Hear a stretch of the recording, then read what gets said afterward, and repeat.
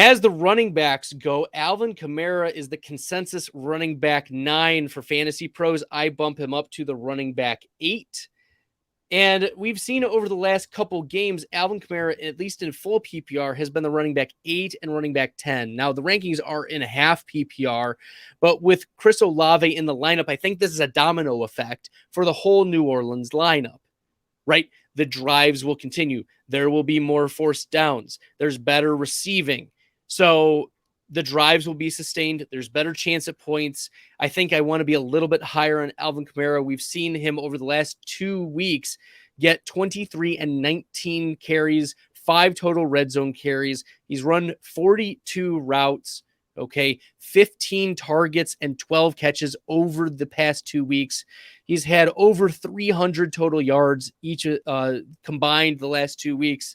So this is a smash matchup against the Arizona Cardinals, who, yes, they're 14th in giving up running back fantasy points on the ground, but running back fantasy points through the air, they're also a positive matchup, 11th most allowed. So it is a slight matchup, but because Michael Thomas and Jarvis Landry, who are both relatively low ADOT players, are out of the lineup, this allows Chris Olave to stretch the field, Alvin Kamara to be short yardage, and then they can do some tips and tricks with Taysom Hill if they want to as well. Thinking about Thursday night games, these are usually pretty conservative games. These are usually not like explosion games among between teams. We've seen some pretty bad Thursday night games the last few weeks, and this is probably the best matchup we've seen in quite some time.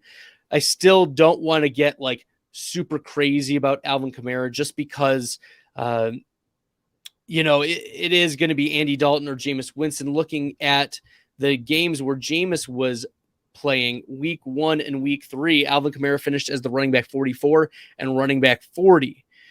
So, and weeks 5 and 6 were Andy Dalton. Like, yeah, it's a different game. But the encouraging thing with Winston in those 2 games where he started, Alvin Kamara did get 11 total targets. It's not like he wasn't getting targeted at all.